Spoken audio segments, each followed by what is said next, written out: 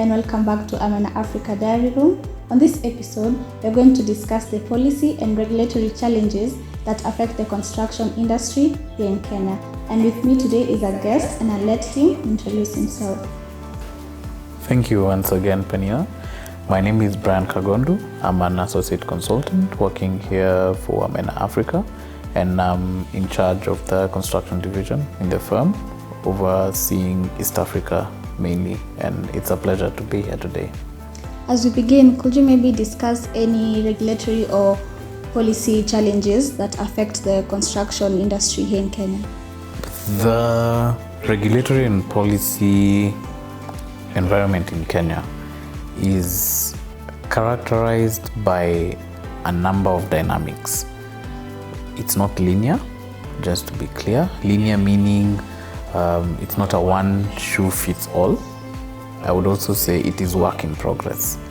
And you'll find that, for instance, as I mentioned earlier, we have three key industries that we have within the construction sector as a whole.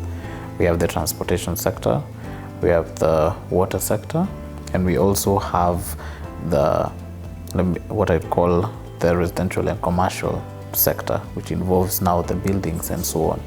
And you will find, for instance, in the transport and the water sector, there are specific areas that have been zoned, which means that they have been demarcated, that in this particular region, we will have a development of this kind.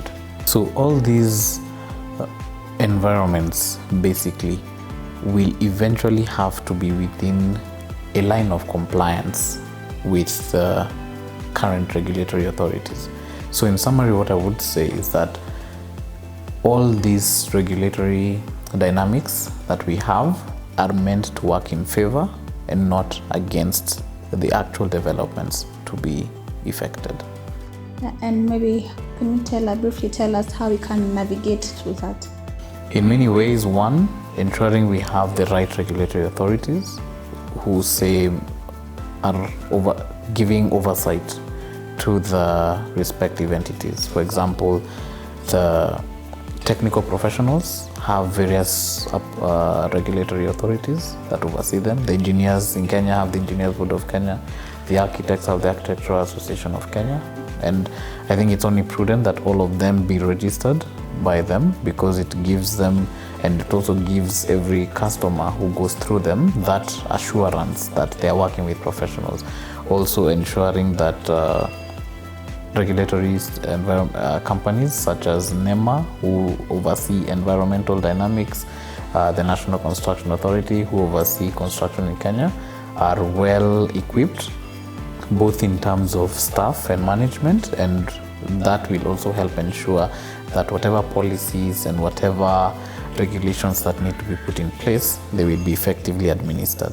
Thank you so much, Brian, for that.